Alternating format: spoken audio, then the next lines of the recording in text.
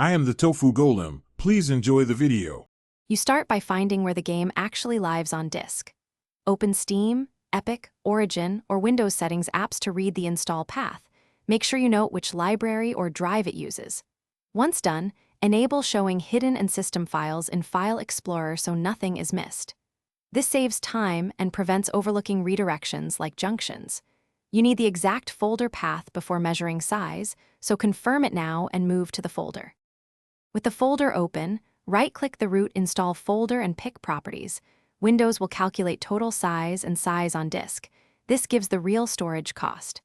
Make sure to include subfolders like DLC, updates, saved games, and mods because they can add gigabytes.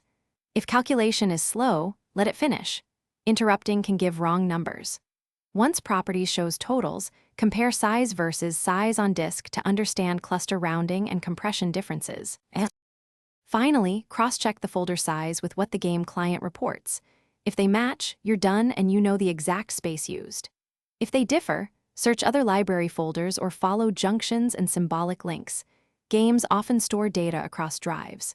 Make sure to clear caches or ask the client to verify files.